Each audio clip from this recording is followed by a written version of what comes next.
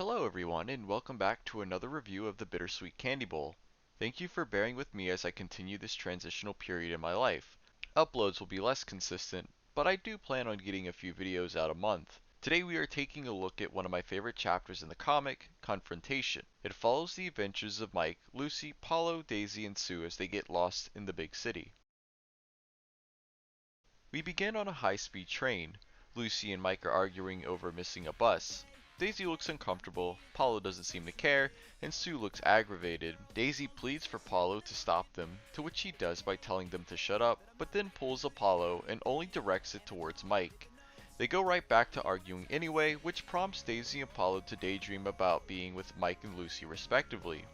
I also want to point out how Mike and Lucy are still sitting together on the other side of the aisle, despite their anger towards each other. Sue finally breaks the fighting and takes charge, coming up with a plan to ask for directions home at the next stop. They soon realize they've come across a bad part of town. They decide to ask a store clerk for an address and call Sue's mom to come pick them up. However, it's difficult as many of the buildings are closed or boarded up. Daisy invites Mike to come sleep over at her place, to which he refuses. She persists, telling him that he hangs out with Lucy despite how mean she is to him, and accuses him of having feelings for her. This strikes a nerve and he puts up a hand and tells her it's none of her business. Daisy walks dejectedly and we hear a slap from off screen. Paulo walks in with a bruise on his cheek, and Daisy grills him on why he bothers with Lucy. Paulo comments on her looks and Daisy says all she is hot, and she doesn't care about anyone. Daisy thinks Mike deserves someone better. Daisy makes a joke about how Lucy would still chastise Mike if he saved her from a burning building, and both her and Paulo laugh. They stop when Mike looks over unamused, telling them they don't know all of her. Paulo makes another joke about her violence and Daisy is only wanting to help Mike, but he brushes this off. Lucy looks on upset. Here I think we see the first instance of the authors explicitly talking to the audience with this box about the only place that's still open this late. Of course, the gang came across a bar. Lucy gets catcalled while Sue goes to ask where they are. Mike gets into a bet with a patron, having to eat some chocolates in a minute, where he will be rewarded $20 or else he has to pay up. Mike decides to go for it, excited at the prospect of winning $20, and he's also hungry. Sue is able to get her mom to come pick them up, and Mike stumbles over drunk with a $20 bill in hand. Lucy calls him a lightweight for getting drunk on alcoholic chocolate. They all leave with Mike hanging all over Sue, and the guy who challenged Mike sits at the bar smirking. Mike starts hitting on Lucy next, calling her fur pretty. He doesn't even mind getting punched in the face by her. Mike moves on to Daisy next, who is upset with him too. Mike hears some music and runs off into an alley, believing it to be the ice cream man. Paulo hauls after him, telling Mike that they need to stick together. They reach a dead end, but find the source of the music, a radio. Sue calls it a prank, and Mike angrily smashes the radio against the wall, citing that it's too loud, a nod to his sensitive hearing. Paulo tells him he should have turned it down, and a voice behind them agrees. It's the challenger from the bar. Mike says hi, and the challenger says he is coming for his money, and everyone looks confused. Mike says he ate the chocolates, but the larger cat says he was a few seconds over. He then notices the busted up radio and says they all owe him for that as well. Paulo steps up after hearing the unreasonable demands for $200. And to be fair, Mike did destroy the radio, so he does kinda owe them, even if they were going to try and trick him anyway. Paulo tells them to shut up and he puts on his tough guy act. He is warned but keeps going at it when the challenger's dog friend jumps in and starts barking at Paulo. Paulo shrinks back and gets a stern kick to the stomach. Daisy runs over to help him. The attention gets turned back to Mike, who refuses to give over the money, believing that he won it fairly, and he yells about breaking the radio as well. Sue steps in for Mike, citing his drunkenness. Sue says they're only 13 and don't have much money, but the challenger cat doesn't care and puts a finger on her chin. She swats it away and is greeted with a swift punch to the nose in retaliation. Paulo angrily gets up and starts to fight back again, but the dog shows up and starts barking him into submission. Paulo pleads for them to stop and gets another kick in the chest. Sue gets back up again, but is grabbed by the neck and tossed aside. Mike blindsides the challenger and elbows him full force in the stomach. Mike is held back by the dog and subsequently punted to the ground. He pulls himself up and goes in for the fight again, but misses in his drunken state. He is rewarded with a swift kick to the back of the skull. He falls to the ground and the challenger slams Mike's face into the pavement with his foot. They both laugh about whether or not the gang will pay up and threaten to crush Mike's skull. Only now does Lucy step up to the plate, disarming the dog with a swift kick to the crotch. She places her foot down on the dog and demands both of them leave. The challenger tells his friend, who we learned is named Toby, to take a break. The challenger remarks how he didn't see Lucy, and she responds back with a witty comment about not wanting to be noticed. He insinuates he wants to do more with her, but Lucy tries to deflect with a tsundere attitude about how she's a little too young for him. However, this doesn't work and the challenger gets ever closer.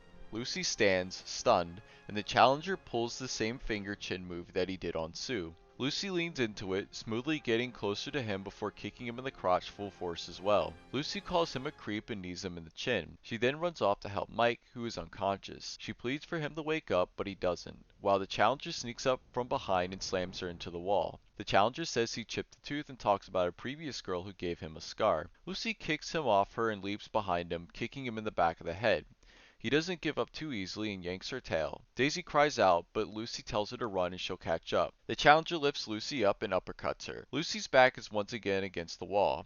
The challenger swings her around, beating her senseless. Despite all that, she manages to find the strength to stand up and protect Mike. The challenger kicks her to the ground and pins her down. Daisy cries out once again and Lucy tells her to go. The challenger slaps her face, followed by scratching her face down with his claws, making Lucy cry out in pain. Daisy can only look on in horror. The challenger fondles Lucy and she attempts to get him off her, but to no avail. He chokes her, and with her last bit of consciousness she cries out for Mike, calling him by his full name, Michael. A voice rings out in the alley calling for the challenger's attention. Mike leaps down and kicks his face into the pavement.